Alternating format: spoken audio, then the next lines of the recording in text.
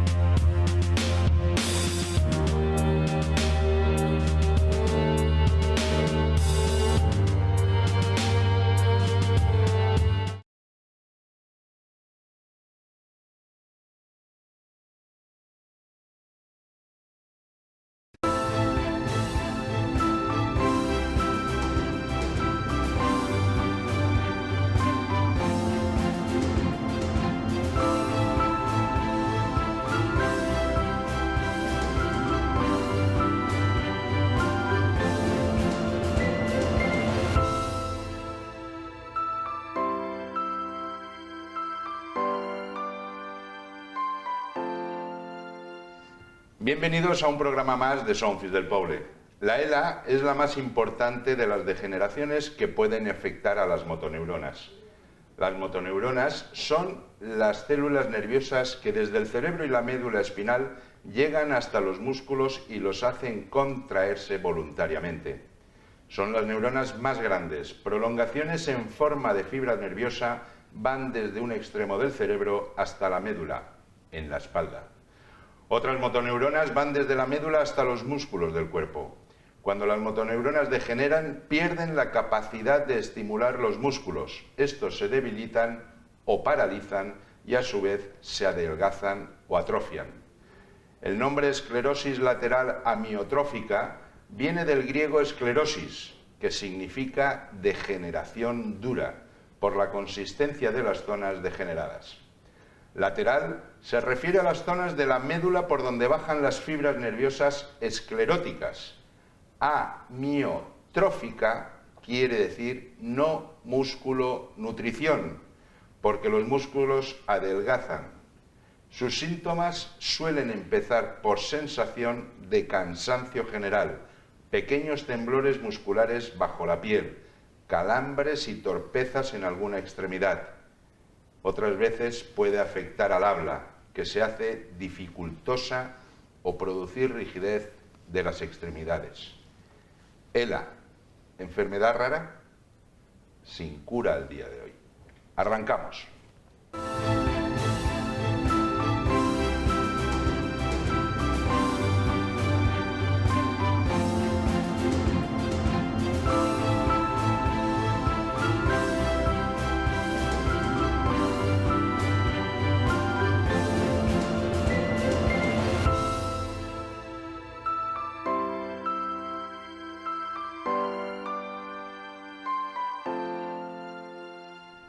Hoy con nosotros Salvador Martínez, investigador de ELA en el Centro de Neurociencias de UMH CSIC, ahí en San Juan. Salvador, qué honor tenerte aquí. El honor es mío, un placer estar aquí contigo. En este programa de Son Fils del Poble, que lo que intentamos a través de este programa es un poco agrandar todo lo que tenemos aquí, la gente que está en nuestro Alicante y provincia.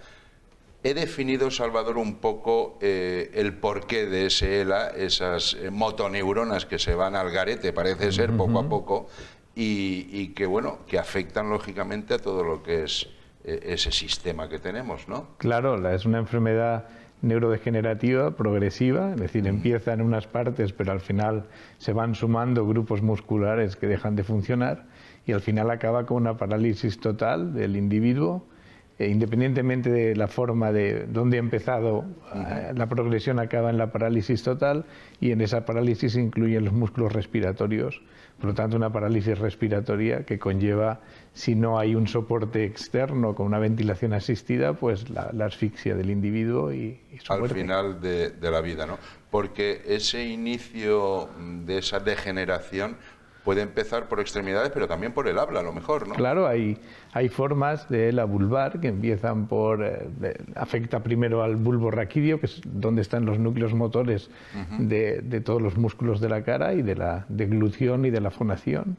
y puede empezar por unas dificultades en la fonación que luego va progresivamente afectando al resto de los músculos. O otra forma, que es una forma espinal, que empieza en los pies o en las manos, siempre empieza en un grupo muscular, pero enseguida se van sumando otros, de tal forma que ya antes costaba más diagnosticarla, pero hoy en día con la sospecha clínica que enseguida aparece, y los buenos aparatos de electromiografía y los estudios que han ido sumándose para definir las propiedades de esta enfermedad, afortunadamente el diagnóstico se hace antes y el enfermo no está penosamente desconociendo su enfermedad y sufriendo la incertidumbre de no saber lo que tiene. Fíjate que yo, informándome un poco preparando un poco la entrevista que teníamos hoy tú y yo, yo digo, joder, me quedé un poco acojonado porque digo, es que algunos síntomas de esto los tengo yo, que se me duerme esto, que si la extremidad, que si tal, digo, a ver si, ¿no? Sí, da un poco de miedo el hecho eso de que su inicio tan tortuoso, tan inespecífico, a veces se confunden otras cosas con esta enfermedad. Evidentemente, como es una enfermedad afortunadamente rara, no es tan frecuente, y la mayor parte de las cosas que nos pasan son otro tipo de alteraciones mucho más banales y que tienen tratamiento y cura. Pero los neurólogos cada día más piensan en ella como una enfermedad que está ahí y que hay que tenerla presente a la hora de hacer valoraciones de alteraciones motoras. Pero está catalogada como enfermedad rara. Pero de hecho sería, por decirlo de alguna forma, la tercera enfermedad degenerativa. Detrás quizás del Alzheimer y el Parkinson, efectivamente. Pero el Alzheimer y el Parkinson no son enfermedad rara. No, ellas son enfermedades más frecuentes. El concepto de enfermedad rara quiere decir enfermedad poco frecuente. Efectivamente. Y es un término muy, digamos, relativo, porque a los individuos que están enfermos, pues por muy poco frecuente que sea su enfermedad, la tienen, o sea que a ellos les ha tocado. Claro, que le toca. Entonces, es una enfermedad que no hay muchos pacientes porque es una enfermedad mortal, de tal forma que los diagnósticos van en paralelo a las muertes. Por lo tanto, nunca hay muchos enfermos de ELA, pero sí que hay muchos diagnósticos nuevos de ELA. Y sí que hay muchos casos de él. Es que fíjate que en fin, informándome y tal, pues yo decía, pues unos 4.000 casos, ¿no? Se conocen un poco así de ELA. Dice, bueno, pues 4.000 casos tampoco son muchos dentro de los pobres 4.000 que les ha tocado, está claro.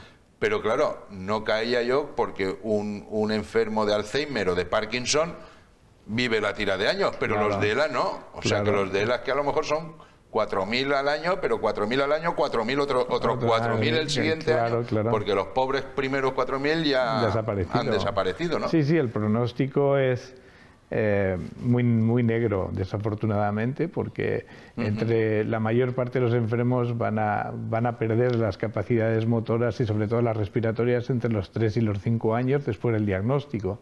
Así que la mayor parte de ellos, pues a no ser que entren en un sistema de ventilación asistida, etcétera, pues van a morir antes de los 5 años después del diagnóstico. Madre mía. Bueno, aquí entras tú en acción. Claro. Entonces entras tú en acción investigando a ver de qué forma, porque solución no hay todavía, pero a ver de qué forma, ¿qué?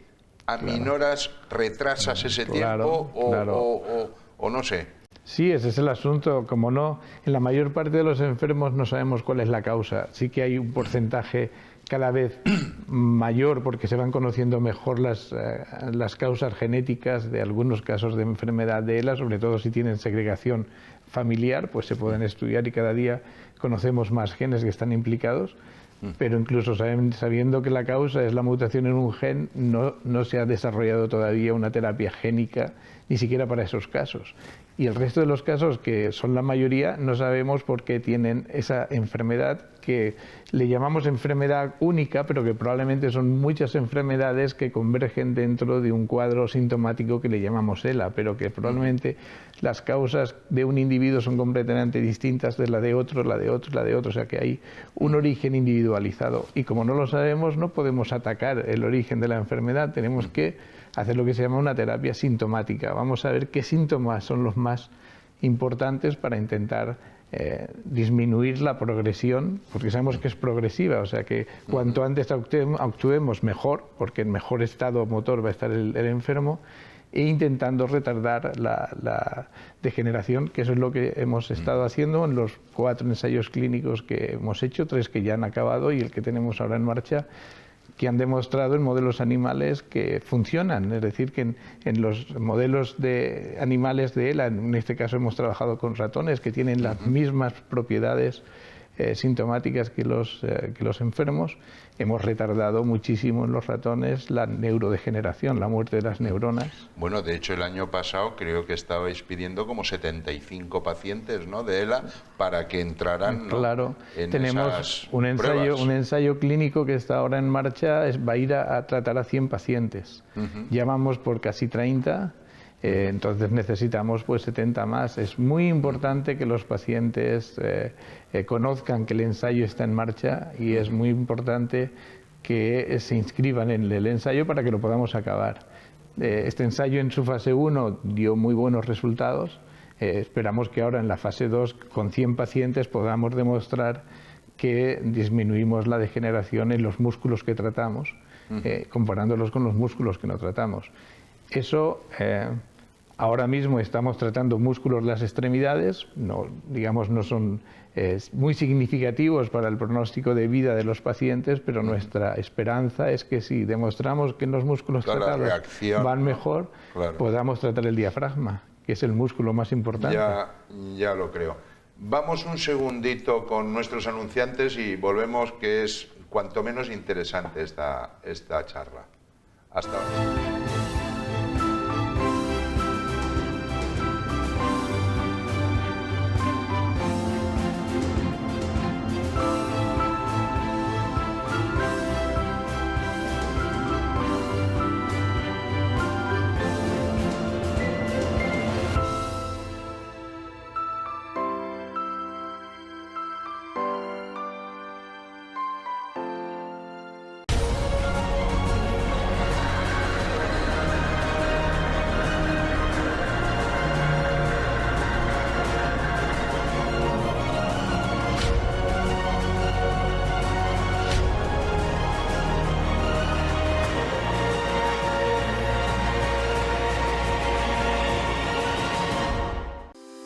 Exposervi, suministros hosteleros. Empresa fundada en 1991. 30 años de experiencia en el sector de la hostelería y en el acondicionamiento de restaurantes, cafeterías, comedores, cocinas industriales y establecimientos de alimentación. Exposervi, suministros hosteleros. Nuestro horario es de lunes a viernes de 9 a 2 y por las tardes de 4:30 a 8. Los sábados también les atendemos de 9 a 2.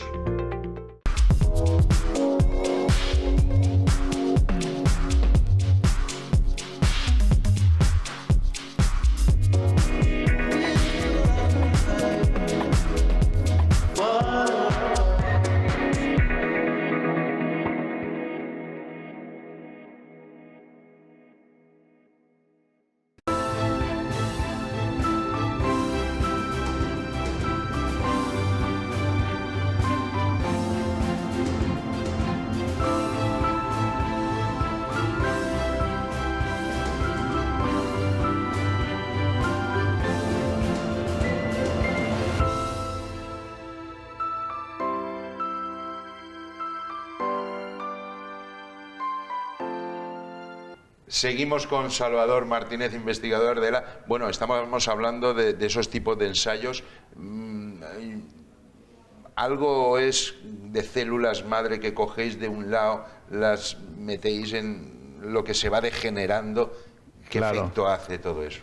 Claro, ese era en principio cuando empezamos a trabajar con células, vimos que las células de médula ósea las que van a producir las células de la sangre, tienen unas propiedades plásticas muy importantes y que producen muchas sustancias, entre ellas una molécula que es especialmente muy trófica, muy buena para las motoneuronas. Las motoneuronas necesitan, para vivir y para funcionar bien, esa sustancia que se llama GDNF, que es un nombre en términos científicos, pero bien, veíamos que durante el desarrollo, para que las motoneuronas crezcan y establezcan todas sus conexiones adecuadamente, necesitan esta sustancia. Y vimos que esta sustancia la producían estas células. Entonces, el experimento que hicimos fue coger células de médula ósea y ponerlas en la parte degenerativa de la médula espinal de un ratón con ELA. Y vimos que el ratón mejoraba todas sus propiedades, las motoneuronas no se morían, incluso las células que poníamos producían mucha de esta sustancia, de GDNF, que mantenía vivas las motoneuronas. Pero con el tiempo también se estropeaban. Bueno, ¿no? para la vida del ratón, que aproximadamente son 2 años, pues tuvimos ratones con buenas propiedades funcionales hasta casi 1 año después del trasplante. Es decir, en términos relativos, muchísimo tiempo. Pero claro, el ratón es un animal muy pequeño. Sí. También tenemos esas diferencias con el humano. Pero con esos datos pudimos hacer un ensayo clínico en fase 1 y un ensayo clínico en fase 2 poniendo células en la médula espinal. Claro, era una intervención muy complicada. Ahora estamos viendo los resultados que hemos producido, el efecto que hemos producido, que pinta bastante bien, pero que necesitamos mucho tiempo para valorar lo que hicimos en ese ensayo. Pero al mismo tiempo, viendo la dificultad que suponía una intervención neuroquirúrgica, abrir la médula espinal y pincharla, pasamos a hacer trasplante en músculos, poner las mismas células de médula ósea en los músculos, porque también sabemos que las terminales de las motoneuronas son capaces de absorber esa sustancia y retrógradamente enviarla al núcleo celular, al cuerpo celular, a ver si hacía el mismo efecto. Y efectivamente en los modelos animales surtió el mismo efecto. Manteníamos las neuronas vivas a través de bombear esa sustancia desde los músculos. Claro, la intervención es mucho más fácil. Poner las células en los músculos es mucho más fácil que ponerlas en la médula espinal. Que esto más es lo que estamos haciendo ahora. Más o menos es el ensayo que queréis. Yo me acuerdo de hace unos cuantos años que fui a visitarte y nos enseñaste el centro y demás. Sí. Creo que me comentabas que pinchabais, de hecho, el músculo directamente. Pero mi pregunta, ¿el cerebro tiene algo que ver?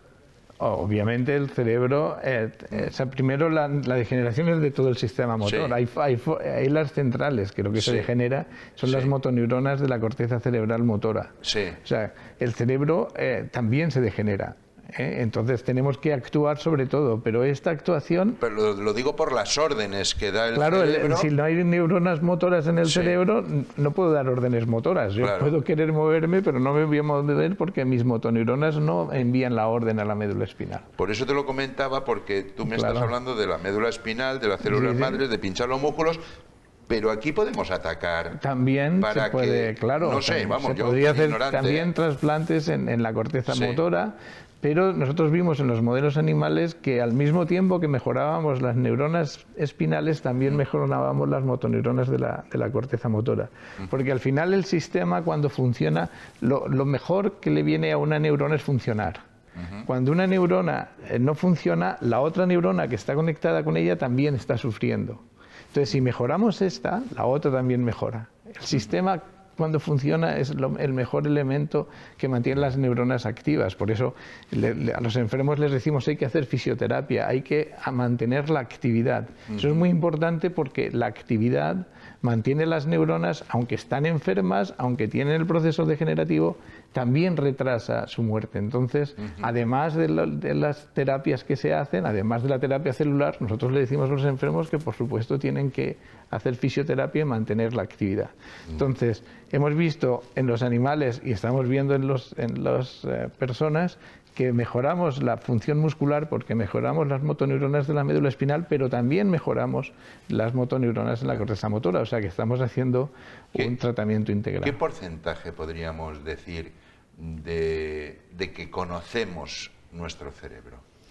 Bueno, desde el punto de vista estructural y desde el punto de vista del edificio cerebral y un poco más sobre sus conexiones, conocemos bastante. Hoy en día, en los últimos 40 años, ha habido una gran revolución para el conocimiento estructural y un poquito funcional del cerebro. Ahora, las capacidades plásticas de cómo un cerebro es capaz de modelarse, de construirse, de reconstruirse y de afrontar determinadas enfermedades y entenderlo cuando empieza a funcionar mal, nos queda mucho todavía por aprender, porque es evidentemente cómo se generan las funciones mentales, claro, conocemos poco. O sea, porque, claro, atacar, vosotros, que sois los que sabéis desde fuera, al cerebro, al sitio clave para claro, que arregle algo de todo el cuerpo, sí, sí, eso tiene que ser un mundo. Bueno, un mundo, un mundo que se ha intentado desde siempre.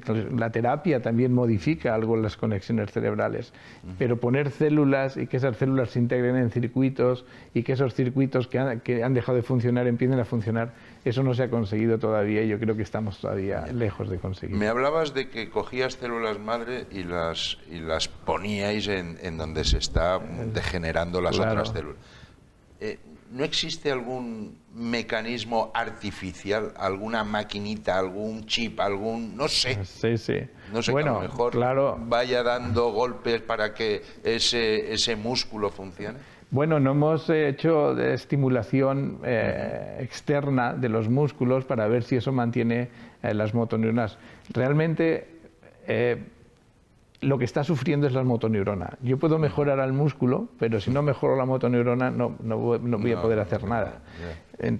Hay exoesqueletos, al final pues hay otra forma de abordar el problema. Es decir, bueno, yo ya sé que me voy a quedar sin actividad muscular, pero como tengo actividad cerebral, pues voy a meter un exoesqueleto y voy a generar que todos mis movimientos pasen de mi organismo a una máquina.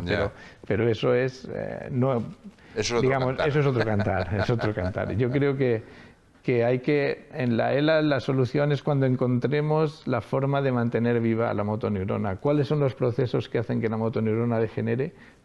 Ponerle freno a esos procesos, diagnosticarla muy pronto y sobre todo lo que estamos ahora viendo es que necesitamos biomarcadores de la enfermedad, porque a lo mejor estamos haciendo más bien del que parece que estamos haciendo, porque como es una enfermedad tan terrible, los síntomas son tan tremendos que pequeños cambios el enfermo no los refiere, no se da cuenta. A lo mejor sí que le estamos mejorando sus motoneuronas, hay más motoneuronas, hay más terminales, pero claro, cuando se han perdido tanto, no lo nota. Y claro, nosotros tenemos que saber si lo estamos haciendo bien, porque entonces podríamos ser más contundentes. Hablabas de que cuando se diagnostica una persona ELA, estamos hablando, por desgracia, de unos 3-5 años que dura hasta su final. Sí. ¿Por qué Stephen Hawking duró tantos años? Porque tuvo soporte externo. Hay gente que se pone un ventilador, puede respirar gracias a la máquina, tiene unos cuidados absolutos, muy intensos, y una persona puede mantenerse en ese estado inmóvil. Su cerebro funciona bien, el cerebro se deteriora muy poco en la ELA. Sí. Solo hay algunas formas. El cerebro va bien. El cerebro va bien, es terrible. Se vive como pueden imaginar, con gran temor y con gran ansiedad la enfermedad, porque el enfermo es consciente de todo lo que le está pasando. Y cuando te expresan sus sentimientos, pues es bastante... No tiene ni siquiera el consuelo de, bueno, pues está perdiendo un poco la conciencia y es menos consciente de lo que le pasa, no son plenamente conscientes de todo, de lo que es la enfermedad, del pronóstico que tiene. Y pues se le van estropeando los músculos, hasta que, claro, llega un momento que ya no puede respirar, entonces se les ponen unas ayudas, primero que no son completas, y ya cuando ya no puede mover nada, pues tiene que decidir él y su familia si está en un programa de respiración asistida, porque se va a quedar paralizado completamente, incapaz de ninguna autonomía. ¿Tienen que decidir en eso o en qué? O dejarse la muerte por fallecimiento por parada respiratoria. ¿Que se puede hacer eso? Se puede hacer, sí, ellos hacen... Antes, yo cuando empecé a trabajar en la ELA... Te lo decir por ley gubernamental. No, por eso, antes cuando yo empecé a trabajar en la ELA no tenían lo que se llamaba el testamento vital, no se había aprobado. De tal forma vivían su enfermedad con la ansiedad de la enfermedad y con la ansiedad del futuro. porque, claro, eran una... Que tiene que ser horrible. Ellos, tiene que ser horrible. No es que yo estoy enfermo, sino que mi familia va a tener que cargar con mi carga, que es una carga emocionalmente intensísima, pero económicamente también es muy importante el coste de los cuidados y de los instrumentos que necesita un enfermo de ELA para poder manejarlo. Afortunadamente ya hay testamento vital, de tal forma que el enfermo puede dejar dicho lo que quiere que se haga y se hace. ¿Y si estamos hablando del principio? ¿También se puede? Sí, desde que tienes el diagnóstico puedes hacer... Tú tienes el diagnóstico de ELA y puedes cualquier decir, persona puede hacer diagnóstico, quiero puede hacer acabar testamento vital, incluso yo o incluso tú. Dices, oye, yo si tengo una enfermedad terminal, decido que no se me haga ningún soporte extraordinario. Y vamos. Yo conozco esa enfermedad y verdaderamente, en fin... Es terrible. Es horrible para ti, por supuesto, que la estás pasando, y para la gente que tienes alrededor. Es brutal. Es devastadora. Es brutal. Hablabas de soporte económico. Aquí, como no sé si está dada como enfermedad rara o como ¿cómo decirte? Te dirigen a un estado social, por decirlo de alguna forma, no existen ayudas ni nada económicas a través del gobierno. No lo sé, supongo que sí, todo lo que son bajas laborales y discapacidades. No, pero digo para esos tratamientos. Bueno, supongo que sí. Yo creo que sí, por lo que me dicen, las sillas son muy caras, todo eso tiene una ayuda. No tengo conocimiento cierto porque con los enfermos no hablo de eso, hablo de otras cosas que son más relacionadas con su enfermedad y su evolución. ¿Y para la investigación? Para la investigación lo que hay son los programas nacionales competitivos. Afortunadamente este proyecto tuvo una financiación parcial. El Carlos III nos financia la mitad de lo que cuesta, la otra mitad lo estamos consiguiendo con donativos altruistas que permiten que cada enfermo, sabemos lo que nos cuesta cada enfermo nos cuesta aproximadamente 2.000 euros. El ensayo clínico, que es público, el enfermo no paga nada, solo pues el que tiene que venir aquí, pero hay asociaciones que incluso han creado mecanismos para facilitar el transporte. Que si estás hablando del ensayo de 100 enfermos, serán 200.000 euros. Claro, el ensayo en total, los 2.000 euros son 200.000 euros más el coste de los médicos que los ven.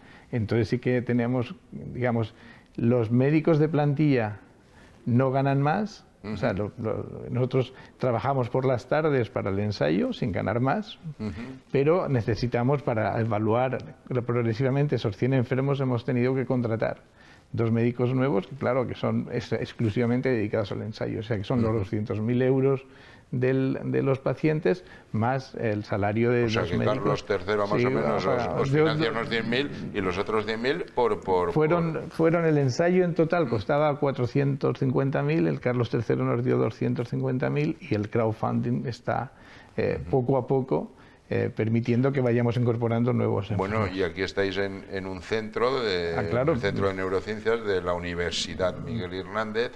Digo yo, la Universidad Miguel Hernández, la Generalitat Valenciana, nos ayudan, vamos, todos los gastos que tiene el procesamiento de las muestras, no se lo aplicamos a nada, los asumimos como gastos de nuestra investigación. Y el electromiógrafo, el aparato con el que estamos evaluando a los enfermos, nos lo pagó la Universidad Miguel Hernández. No teníamos dinero, necesitábamos evaluar a los enfermos y ella nos permitió tener ese aparato y luego ella lo pagó y afortunadamente podemos seguir haciendo la evaluación que estamos haciendo y la evolución de los enfermos que como novedad es, como hacemos electromiografía y estamos estudiando los músculos, podemos muy objetivamente determinar si el músculo va mejor o el músculo va peor. Estamos teniendo datos muy precisos de la evolución de los enfermos. Ahora mismo no sabemos si son controles o no, porque lo bueno es eso, que no sabemos si el músculo que estamos viendo está pinchado con células o está pinchado con suero salino. en los dos músculos son distintos en cada enfermo, al azar, lo conoce. Que en ello estáis. Estamos acabando sí. El tiempo de la entrevista y quisiera que, en fin, yo lo sé porque me lo enseñaste y me lo contaste, pero que le contaras a nuestros telespectadores el centro.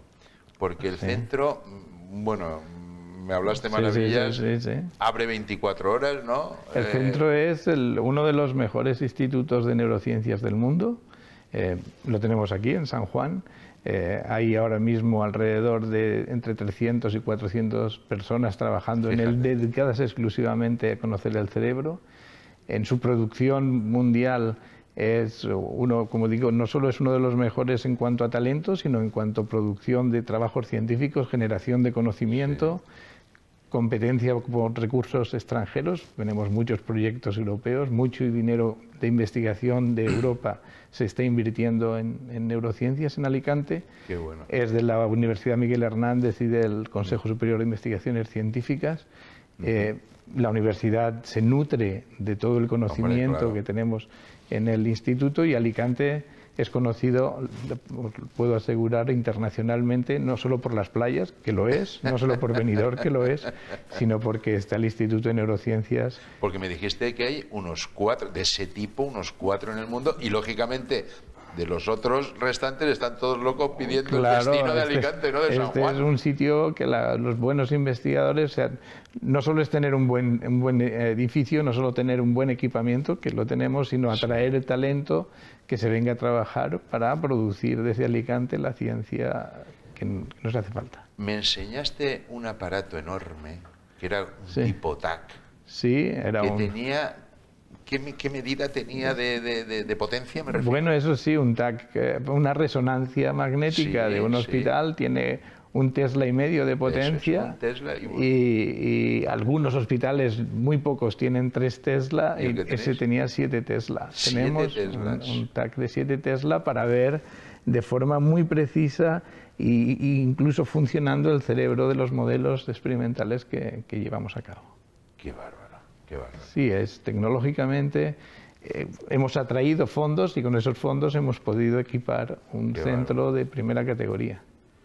Salvador, egoístamente, te lo digo con todo el cariño del mundo, que muchos éxitos, pero además egoístamente a todos estamos seguros que lo que queremos es que tengáis muchos éxitos para que consigáis dar con la clave, con la perlita que... En eso estamos, un equipo de gente maravilloso. Estamos en el Hospital General de Alicante, en el Hospital de San Juan y en el Instituto de Neurociencias, y en Murcia, en la Risaca de Murcia. Qué bien. Gente entregada buscando un poco de luz para los enfermos de él. Y estamos en vuestras manos, o sea que nada, os deseamos eso, los mayores éxitos posibles que podáis darnos. Muchas gracias. Gracias por venir, Salvador. Gracias.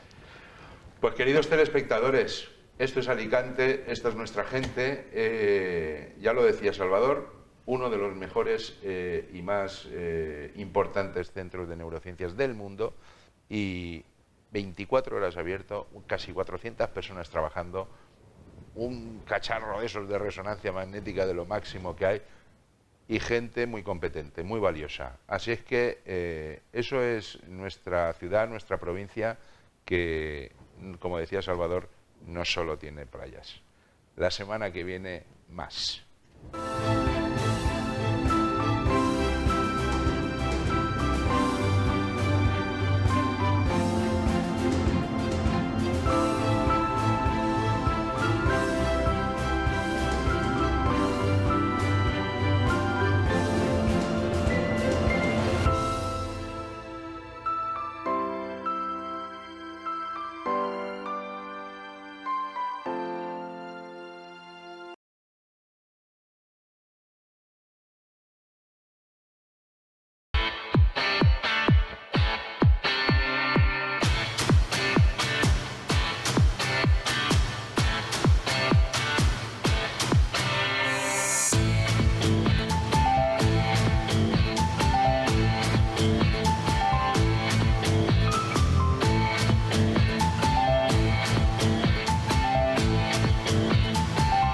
Malco, tu distribuidor oficial de maquinaria.